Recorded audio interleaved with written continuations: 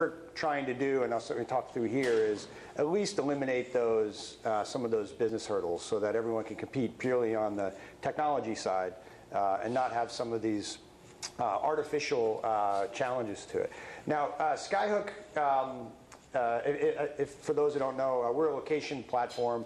Our goal is to get on, to run the location on as many devices as we can. We are a mass market technology company. Our goal is to be on hundreds of millions of devices as a general purpose location system.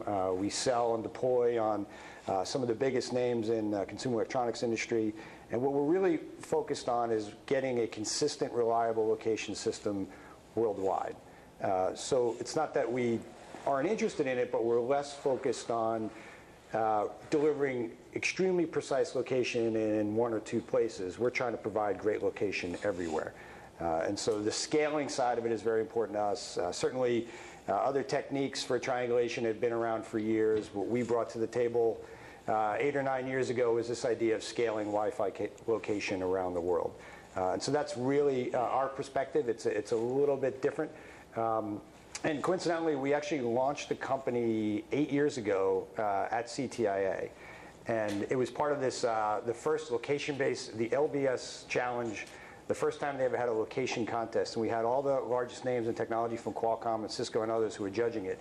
And what they did is they actually, you had to build apps or services to show your location capabilities. And what they did was actually take you and the judges around in limousines through the streets of Atlanta where CTIA was. And they had this route going through the city, and you had to show your service or app. And we were showing Wi-Fi location, which everyone obviously thought was crazy.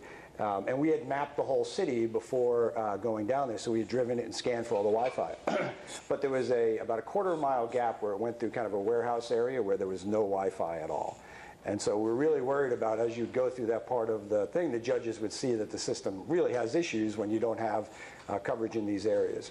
So Mike, my co-founder, and I actually rented a car and put it right in that corner where there was the dead spot, and we actually had an access point running inside that car that we mapped. And so as you took the turn there, instead of using someone's home access point or business access point, it was actually using one that we had planted in a car, just to kind of fill in all the holes so people wouldn't understand that. Nowadays, it's a lot easier because we're combining GPS and Wi-Fi, and the coverage is just phenomenal, as you saw from some of those pictures.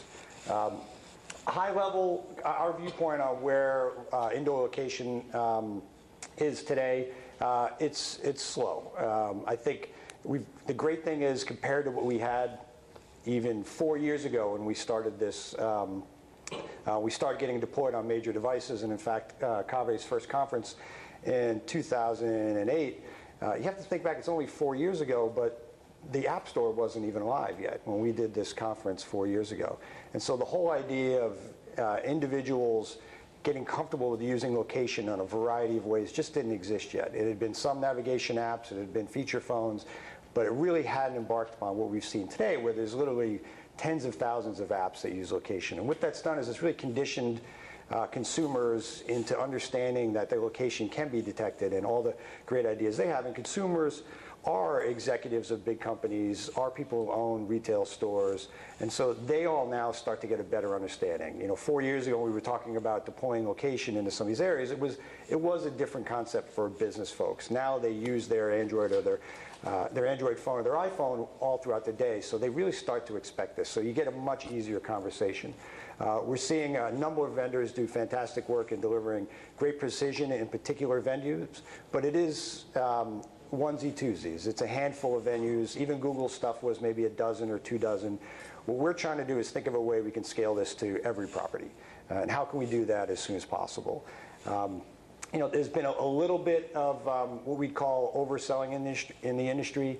Not necessarily saying that from a judgmental standpoint, but more that it's created some confusion among the property owners or the venue owners. They're really just not sure what to expect and how to deploy these systems. And that confusion is one of the things that slows down the adoption of these. And so we're seeing, and what we've uncovered in the last year or two, and we've actually validated this with a dozen or so other indoor technology companies, is just a general resistance from venue and property owners because of some of the issues I'll talk about through here. So I'll walk you through a couple of real examples of conversations that we've had with venue and property owners. One is just on corporate campuses in general. This is Aetna's campus out in the Midwest. Massive campus with tons of buildings. Everything's Wi-Fi enabled. They would love to have apps within the enterprise for finding your coworkers, for scheduling meeting rooms, for knowing where assets are. But they're hesitant because they're trying to figure out what's the best approach. And frankly, they know where all these access points are, and they have a good sense of the network because they built it.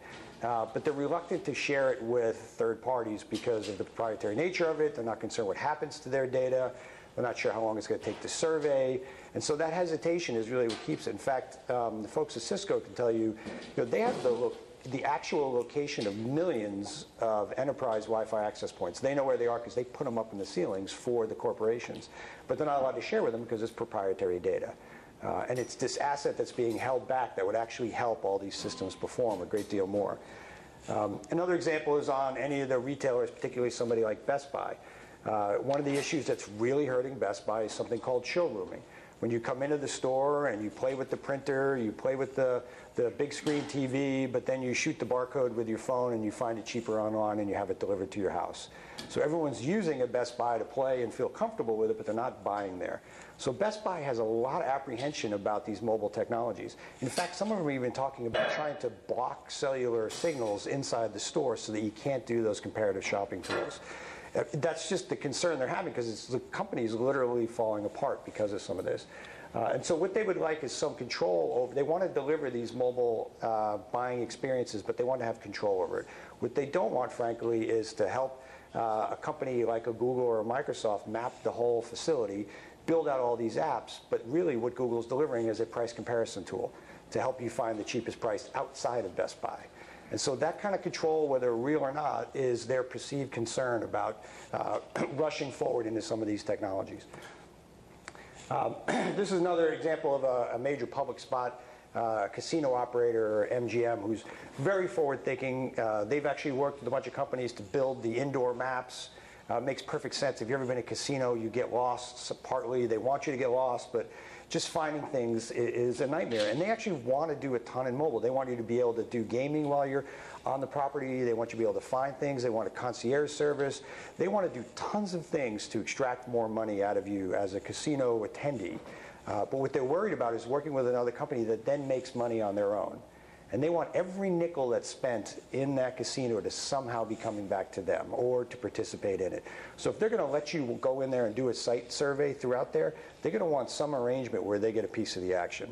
And I think they're working on those one-off, but that slows it down when you have to negotiate with each individual venue some agreement as to who owns the data. The last one here in this set is Simon Properties. They run all the major malls around the U.S., the largest mall operator, and very, very advanced in terms of and innovative in trying to deploy new technologies. They really have done a bunch of great projects, and I think a number of you have been working with them on helping it easier to find your way through the stores and do promotions. But they have a concern about getting locked into a particular vendor. What's it going to take to do these site surveys? What if this vendor's technology isn't the best, or I get tied up with it? What's my control over it? And so they've tried a couple of these projects, but you don't see them going full tilt across the board. They've done some hardware solutions. Now I've got these hardware boxes all over the place. These are the things that slow down widespread adoption. So we'll continue to get dozens of venues, but what we want to do is have the venues and the property owners contributing this data because it benefits them right out of the box. And that's some of the things we've heard consistently across the board, and something we want to try and help. So the real impediments we've seen purely from the business side, having nothing to do with the technology solution or performance, is them looking at the time and the cost of doing a site survey, and what's the approach I should take here, and what does it really entail to get down to the kind of accuracy they want. And then as I have that, what do I have to do on an ongoing basis? Do I have to maintain hardware? Do I have to re-site survey? All these kind of things are confusing to folks. And then when I do that, this other company has my data. And if I have a good relationship with them, I can control it. But if it's a big general purpose company like a Skyhook or a Google, what happens to this data and who can use it? That's a real concern. And then lastly is just education over understanding what's really possible, what it really entails, what can I do with this data, I think it reminds me a lot of this picture of parents on Christmas Eve when you're trying to put together those crazy toys for your kids. You really want to do it, you're really trying, but it's so damn confusing and it's so frustrating. And that's the sense we get from venue owners, is they really want to do this, but they can't get a sense of what the clear path is. So one of the things we've been working with, right now it's about 15 other companies, and I think it can be 20 plus, a number of you are here as well, is a way to try and alleviate some of these concerns for the property owners and put them more in control. And so the idea here is purely to give venue owners that kind of peace of mind and control over what happens, and encourage them to proactively looking at ways to share their data, to roll out these apps so that we can accelerate the adoption, which we believe would benefit all of us. This industry initiative has nothing to do with the core technology side of it. It doesn't make judgments about different techniques or different radio signals. It has nothing to do about accuracy. It's purely about how can we address some of those business concerns that the venues have. And so what we've done is we're working with a couple of the chairs at the IETF in this actual GeoPriv working group that are reviewing a draft specification that these 15 companies are all actually collaborating on today as a way to address some of these. And there's really two elements to it. One is really just a data format standard, a data exchange standard. So the data collection that happens can happen in a variety of ways. You can know where your access points are and just say, here's the list. You could do a detailed site survey. You could measure all the types of signals. But the output of that is formulated in a standard, so that if you could give this to your one technology partner, you could then give it to anybody else. And anyone who participates in this standard can read this data and use their algorithms in the best way possible in their distribution model. And so all of this, what it does is, if I work with a vendor, I'm not locked into them. And that's, obviously, we're all trying to lock in our customers, but this is one area that concerns them. So if I roll out this with a particular vendor, I can output the data, and then I can do whatever I want with it. And the second part, which actually I think is the most important, is ownership of that data. I produce this data, I can send it anywhere, but I ultimately control what happens to this data forever. It never gets outside of my hands. I can set any kind of rules I want about the usage of that data, and anyone who participates in the standard abides by the rules I set for that data. And so the data ownership is like digital rights. It's like digital rights on music. It's a copyright. This site survey in my building is my data. And I'm going to help you do it with your tools, but I get to do whatever I want with it. And I can put rules based on it in a couple of different ways. One is based on time. I can say, hey, anyone can use this for a year. After a year, it's over. You have to come talk to me again. I could put a cost on it. Like MGM Grand could say, you can use this, but we get some percentage of your revenues on that. And so for you to use that data, you are signing essentially a legal contract to say that's how you're going to use that data. And you could also say the types of uses for that. So Best Buy can say any app can use this data as long as it's not a comparative shopping tool. And so they could get better precision for things like finding your way around the stores and learning about products, but not to go off and buy it on Amazon. And so those kind of rules will allow them to have control. And we're using standard Creative Commons models for specifying the rules around this. And so the idea for a property owner like a Best Buy is they work with their favorite vendor and they scan the facility as best as they can. They can then protect that data by applying these license provisions on them and then publish out to anyone who accepts the standard. With the idea being, I want to get on as many devices as possible to work better inside my facility, but I want that control. And so Best Buy could say you can use this for 1 year. There's no restrictions whatsoever. I'm going to publish it out to my indoor location companies. I'm going to publish it to Apple, or Skyhook, or Google. But after a year, the day that year ends, that data is removed from the system, and I can decide what I want to do from there. And that gives them that peace of mind. And so, again, the idea is Best Buy can go and collect that data, signal data. It could be manually submitted AP locations. It can be really any of the technologies that Frank was describing in this standard format, send it out to all of these providers and know that they have control over the ultimate usage of that data. And we've gotten really good feedback from not only the technology providers, but the venue owners like Simon and Best Buy and others. And we're going to continue to try and get them involved so that what we want to have happen is a venue owner can say, on their own, I'm going to go do this, and I'm going to aggressively push this out because I want all the consumers in my store for their apps, regardless of what it is, to work better inside my facility. With that, that's all I have. Thank you. Thank you.